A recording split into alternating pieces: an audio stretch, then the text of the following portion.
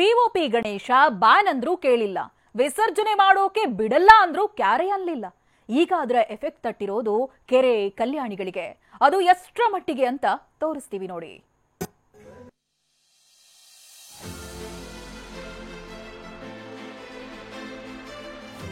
ಗೌರಿ ಗಣೇಶ ಹಬ್ಬ ಇಡೀ ಏರಿಯಾ ಊರಿಗೆ ಊರೇ ಸಂಭ್ರಮಿಸೋ ಹಬ್ಬ. ಗಣೇಶ ಮೂರ್ತಿಗಳನ್ನ ತಂದು ಭಕ್ತಿ ಭಾವದಿಂದ ಪೂಜಿಸೋ ಭಕ್ತರು ಧಾಮ್ ಧೂಮ್ ಅಂತ ಮೆರವಣಿಗೆ ಮಾಡಿ ಕೆರೆ ಕಲ್ಯಾಣಿಗಳಲ್ಲಿ ವಿಸರ್ಜನೆ ಮಾಡ್ತಾರೆ. ಆದ್ರೆ ಜನರ ನಿರ್ಲಕ್ಷ್ಯಕ್ಕೆ ಕೆರೆ ಕಲ್ಯಾಣಿಗಳು ಗಬ್ಬೆದ್ದು ಹೋಗ್ತಿದೆ.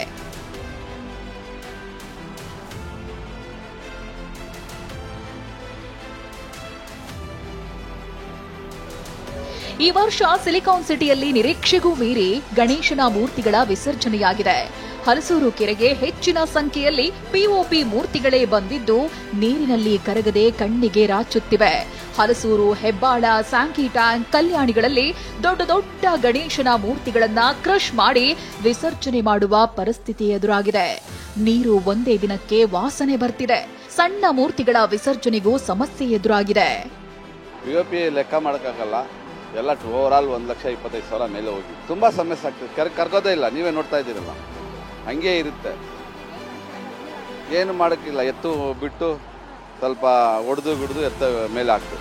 125 ಲಕ್ಷ ಗಣೇಶ ಬಂದ, ಅದರಲ್ಲಿ ಬರೀ ಪೈಂಟಿಂಗು, ಕೆಮಿಕಲ್ಸು ನಾವು ಚೇಂಜ್ ಮಾಡ್ತಾನೆ ಇದ್ದೀವಿ ನೋಡಿ. ಇವಾಗಲೂ ಮೋಟ್ರ್ ಓಡ್ತಾ ಇದೆ. ಇನ್ನು ಇವತ್ತು 9ನೇ ದಿನ, ಹೀಗಾಗಿ ಹೆಚ್ಚಿನ ಸಂಖ್ಯೆಯಲ್ಲಿ ಗಣೇಶ ಮೂರ್ತಿಗಳನ್ನ ವಿಸರ್ಜನೆ ಮಾಡುವ ಸಾಧ್ಯತೆ ಇದೆ. ಪಿಒಪಿ ಹಾಗೂ ಮಣ್ಣಿನ ಮೂರ್ತಿಗಳ ಬಗ್ಗೆ ಜನರಲ್ಲಿ ಮತ್ತಷ್ಟು ಜಾಗೃತಿ ಮೂಡಿಸುವ ಕೆಲಸವಾಗಬೇಕಿದೆ. ಆಕ್ಚುಲಿ ಅದು ಗಣೇಶ ಚತುರ್ಥಿ ಆದ್ಮೇಲೆ ಅಷ್ಟು ಕೇರ್ ಮಾಡಲ್ಲ, ಬಂದು ಎಲ್ಲ ಮುಳುಗಿಸ್ಬಿಟ್ಟು ಆಮೇಲೆ ಏನಾಗುತ್ತೆ ಅಂತ ಅವ್ರಿಗೆ ಗೊತ್ತಾಗಲ್ಲ. ಇದು ಹೊಡೆದು ಎಲ್ಲ ಬಡ್ದಿ ಎಲ್ಲ ಮಾಡೋದು ತುಂಬಾ ತಪ್ಪು ನಮ್ಮ ಹಿಂದೂ ಪ್ರಕಾರದಲ್ಲಿ. ಸೊ ನಾವು ಮಣ್ಣಿನ ಗಣೇಶ ಜಾಸ್ತಿ ಉಪಯೋಗಿಸಿದ ನಮಗೂ ಒಳ್ಳೆಯದೇ ಮತ್ತೆ ನೇಚರ್ಗೂ ಒಳ್ಳೆಯದೇ ಅಂತ. ಅದೇನೇ ಇರಲಿ, ವಕ್ರತುಂಡನ ಮೇಲಿರುವ ಭಕ್ತಿಯ ಜೊತೆ ಪರಿಸರದ ಕಾಳಜಿಯೂ ಜನರಲ್ಲಿ ಮೂಡಬೇಕಿದೆ. ಪೂರ್ಣಿಮಾ, TV9 ಬೆಂಗಳೂರು.